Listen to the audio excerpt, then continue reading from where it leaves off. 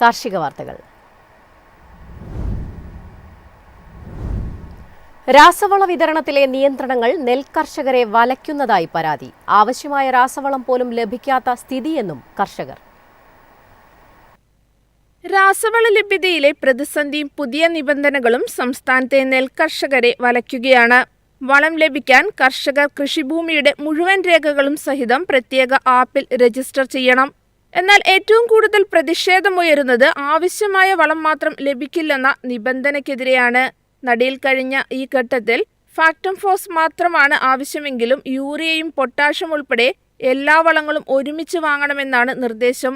ആവശ്യമില്ലാത്ത വളം നിർബന്ധിച്ച് വാങ്ങിക്കുന്നത് കർഷകരോടുള്ള അനീതിയാണെന്നും ഇത് കൃഷിയിൽ നിന്ന് കൂടുതൽ പേരെ പിന്തിരിപ്പിക്കുമെന്നും കർഷക സംഘടനാ നേതാക്കൾ ആരോപിക്കുന്നു. ഇതിനൊപ്പം ചില്ലറ വ്യാപാരികൾ ബാഗുകളിൽ രേഖപ്പെടുത്തിയ വിലയേക്കാൾ കൂടുതൽ തുക ഈടാക്കുന്നതായും പരാതി ഉയരുന്നുണ്ട്.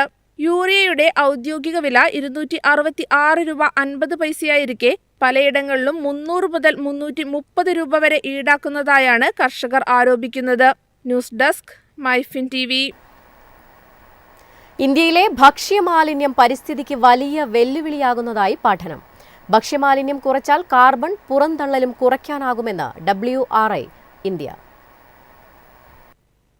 ഇന്ത്യയിൽ ഭക്ഷണം പാഴാക്കുന്ന ഭക്ഷ്യസുരക്ഷയെ മാത്രമല്ല കാലാവസ്ഥാ പ്രതിസന്ധിയും ഗുരുതരമായി ബാധിക്കുന്നുവെന്ന് WRI ഇന്ത്യയുടെ വിലയിരുത്തൽ. ഓരോ വർഷവും രാജ്യത്ത് ഏകദേശം 7.82 കോടി ടൺ ഭക്ഷണം പാഴാക്കുന്നതായി കണക്കാക്കുന്നു. ഇത് ഇന്ത്യയെ ലോകത്തെ ഏറ്റവും കൂടുതൽ ഭക്ഷ്യമാലിന്യം സൃഷ്ടിക്കുന്ന രാജ്യങ്ങളിൽ ഒന്നാക്കി മാറ്റുന്നു.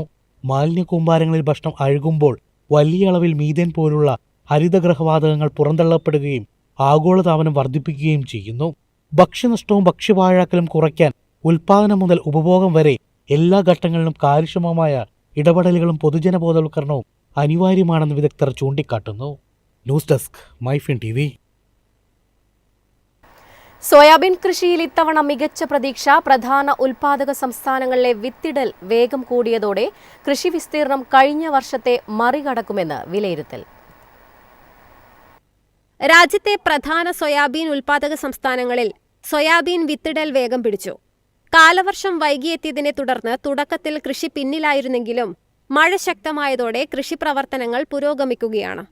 സോയാബീൻ പ്രോസസേഴ്സ് അസോസിയേഷൻ ഓഫ് ഇന്ത്യയുടെ കണക്കുകൾ പ്രകാരം മധ്യപ്രദേശിലും രാജസ്ഥാനിലും ലക്ഷ്യമിട്ട വിസ്തീർണത്തിന്റെ ഏകദേശം 90% വിത്തിടൽ പൂർത്തിയായി. മഹാരാഷ്ട്രയിൽ ഇത് 80 മുതൽ 90% വരെ എത്തി. നിലവിലെ പുരോഗതി തുടരുകയാണെങ്കിൽ ഈ ഖരീഫ് സീസണിലെ സോയാബീൻ കൃഷി വിസ്തീർണം കഴിഞ്ഞ വർഷത്തേക്കാൾ കൂടുതലാകുമെന്നാണ് വിലയിരുത്തൽ. വരും ദിവസങ്ങളിലെ മഴയുടെ ലഭ്യതയാണ് അന്തിമ ഉൽപാദനത്തെ നിർണ്ണയിക്കുന്ന പ്രധാന ഘടകമെന്നും വിദഗ്ധർ ചൂണ്ടിക്കാട്ടുന്നു.